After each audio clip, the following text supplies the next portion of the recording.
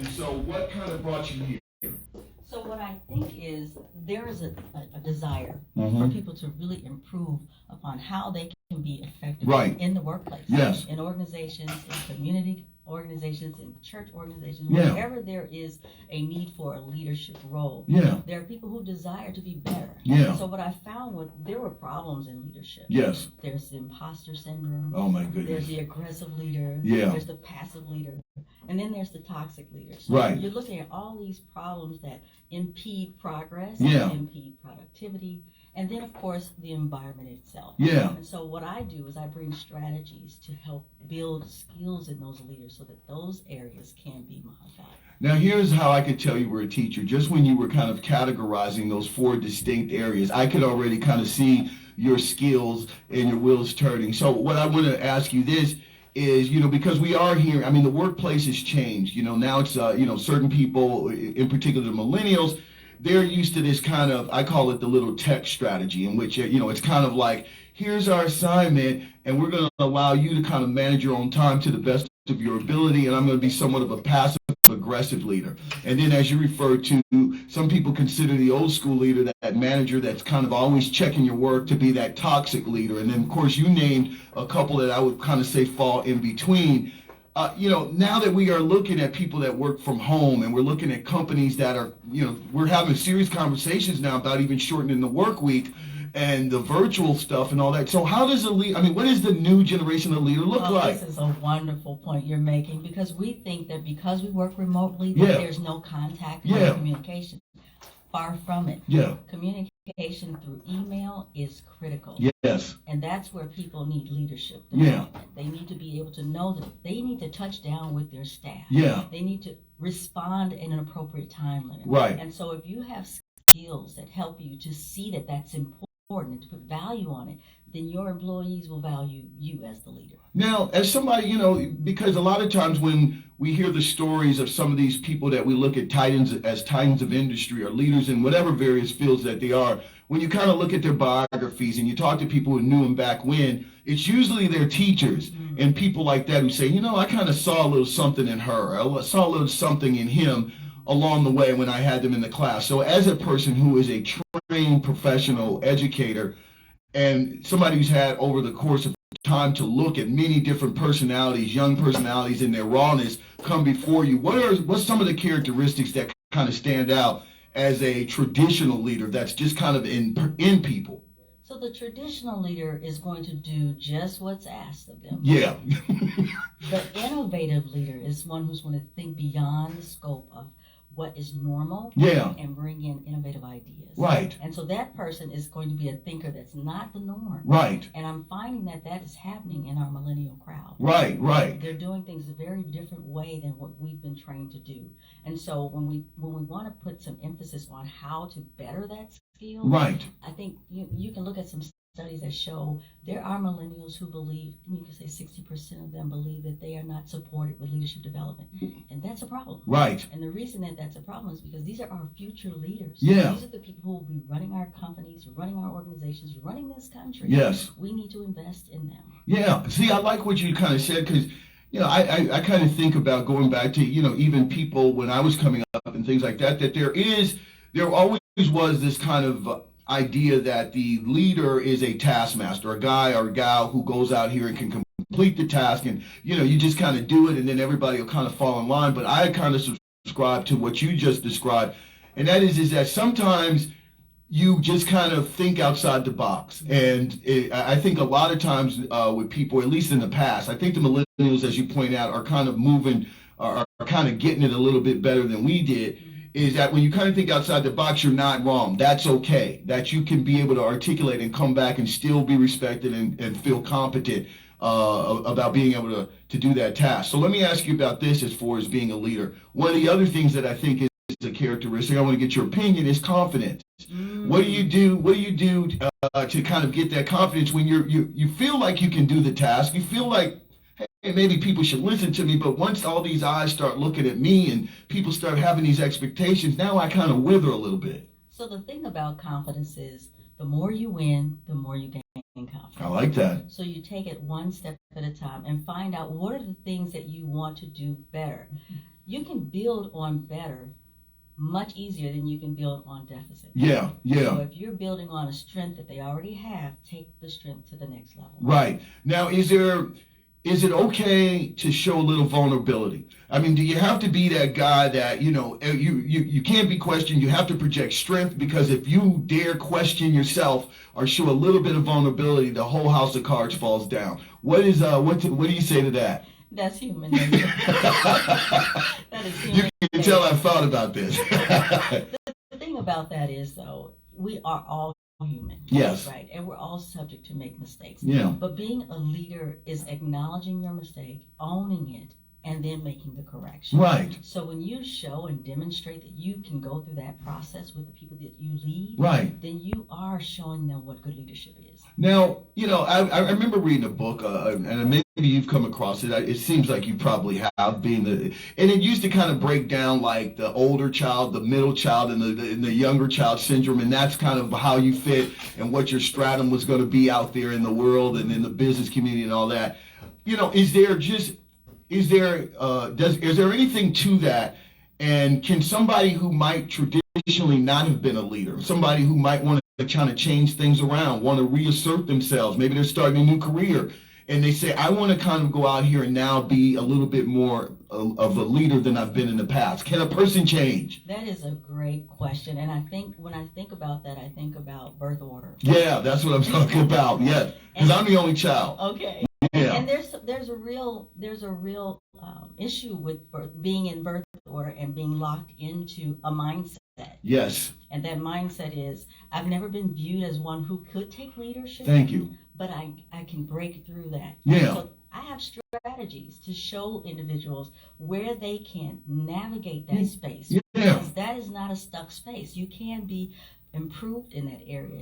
You can move to the next level. It's just a matter of taking the time to learn the strategies. This is absolutely amazing. Of course, I can just pick your brain, that for another hour or two. But let me ask you this, and so let's get back to you kind of starting this company, because as you alluded to, you're an educator, and as I was kind of picking your brain, you've seen so many young minds kind of come through you, and they've gone to do whatever it is that they're doing, and so you have been in a social atmosphere for a little bit, and you've got to understand and appreciate personalities. What was it that was the catalyst of all this kind of coming together, and you're like, you know what, I want to go out here and train leaders? Absolutely, there is a catalyst. Yes. Sometimes we find that environments look at us in one way. Yeah. And they say, wow, you are doing well in this area. Let me promote you. And then they promote you, but they don't provide you with the strategies and the skills to be successful. Right. And so, not putting any shame on anyone, it's just a learning experience for me that I had to grow into understanding that is a need. Yes. That is something that I felt personally, and that I know I could help somebody else get through it. Now, when was the first time because obviously you thought about this you thought about it through, when was the point where you said, you know what, I'm going to pull the trigger on this? Because obviously you're kind of doing your own cathartic leadership training on yourself, because you are now kind of stepping outside of your little comfort zone for years, going into school. Obviously you're running the classroom and everything else, but now you're about to go gamble and bet on yourself. So what was that like? Yeah, the thing about that is it didn't happen overnight. Right. So for years in different settings, I've seen myself be the person that people looked at as the leader. Even if I didn't have the title as leader, I would always be pushed in that role. And there was something about me that they saw. Yeah. That they said, okay, she could be our representative. I like that, because it might have been in a church, whether you were working with your churches or other extracurricular organizations and things, that you just kind of found yourself, they were like, we're going to have her do it. Absolutely. And so I realized that in the course of all the education that I've gained over the years, and I've been blessed. I've been blessed to have 2 master's degrees and a doctorate degree. Nice. And in all of those areas, they have been cultivating me for this very experience. And so the revelation came, you need to be putting this out to more people. This shouldn't be just confined to a work environment. It should be something you can spread abroad. And so that's how this came to be. Now, as far as mapping out your target audience, your clientele, as it were? Because you're very much, you just kind of listed your credentials. You could easily go into academia, higher level, higher education, and kind of, flip this and do quite well. I mean, 2 masters and a doctorate, and as I said, you're a very intelligent woman. What made you kind of want to go out, whether it be consulting or in the private sector? Because I think I have more control over how I present the information. Yeah. And I can get more involved with the individuals that I work with or with the organizations that I work with in a way that I see that is the best possible route for them. And so for me, that's less constricting. Right. Now, is this something like, let's say somebody's listening now and they're in the Chicagoland area, because you always hear about these kind of jobs in which a corporation would get their management team for a retreat, and they would go find somebody like you to kind of go over here and kind of inspire them and put a little something under their rear ends to kind of get them to believe in themselves and kind of go to the next level. Are you moving around in those corporate circles, or is this kind of, as you were alluding to at the beginning, where you're going out here for these millennials and some of the younger people that are just trying to get more skills added to themselves and put in their toolbox so they can kind of shoot up in their careers? Or all of the above? All of the above. My actual target audience are those leaders in management, supervisors, directors, areas that they are given the responsibility, but they don't have the final say on it. Right. But they still need to be trained so that they have people underneath them doing the work that needs to be done. Now, please tell me you've gone out here, because I can totally see you doing these corporate, retreats and things like that. Have you gone out here into some of these circles? Have you gone over into Chicago, where you used to work in Chicago? So what I'm doing right now is I work with community-based organizations. Okay. And what we do is we facilitate leadership development trainings for small businesses in the community. Oh, I like that. We do it once a month. We have good feedback. We have good round table discussion, and then we give them a chance to really think about. Yeah. Really think about what is it that they need to do to improve themselves as leaders. Yeah. And how do they make that translate into successful businesses? Now, I can also see this going into nonprofits as well, because obviously they have a leadership structure, and then if you're you have to somehow be a leader, not only commanding volunteers, but your own administrative staff, and you got to be able to fundraise, and there's a certain projection of leadership that goes along with that. Absolutely. So I can totally see you like moving in all these circles. Absolutely, and I am open to keynote speaking. Oh, I like that. Public speaking background. Yeah.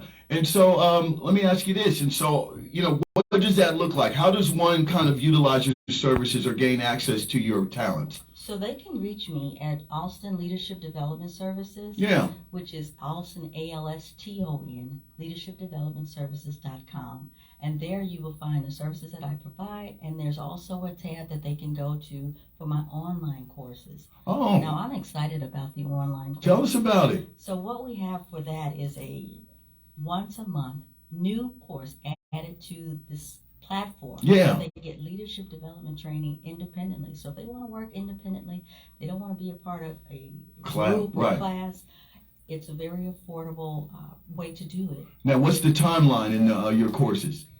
So this is self-paced. Oh. So once they get into the membership, it's a membership fee once a month. They get a new course every month on a different topic about leadership development. And they can go as long as they want. They can go as long as they want. I like this. And so you have a website. Is that how you sign up or register? Is it online? You can register online. And is there a physical location for your organization? For now, you can contact me via info@carletaalston.com. Yeah. And I can respond back through email. Dr. Carleta, this has been absolutely amazing. And as you said, I mean, if you don't mind me asking, like you've got these your 2 masters and your doctorate. Tell me a little bit about that. What are your degrees in? My first degree actually is your undergrad. Start with that. I want the whole nine. Undergrad. So my bachelor's is in communication. Okay. So I love communication. That is like my heart. Yeah. My passion. But English is my love too. Oh. So I have a literature degree in English.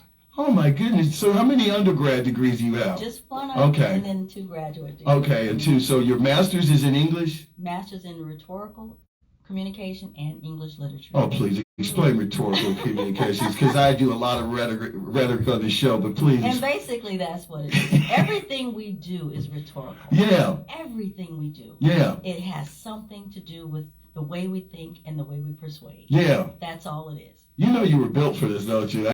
mean, this is absolutely. And so your doctorate is in what? Education and ethical leadership. So they all work together. Oh my goodness! Form this business called Alston Leadership Development Services.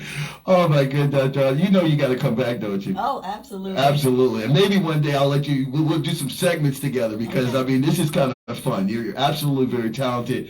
I've really enjoyed this. Once again, give us the logistics again, because I want the audience to right now write it down and go to your website ASAP. All right. The actual website is Alston, ALSTON, leadershipdevelopmentservices.com. You can call me at 872-724-9471 for a free consultation. I'll sit with you and talk to you personally and find out what your needs are.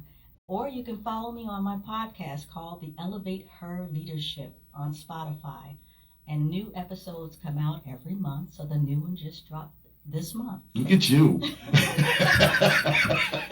All right, Dr. Alston, this was awesome. It's a pleasure, and of course, all the success and the success to your clients, because they're going to get it. I'm telling you, this is the real deal. Thank you. All right, we're going to get ready to take a break. When we come back, we'll get you updated with another look outside. We'll let you know what that storm's doing that's supposed to hit here, as well as the news.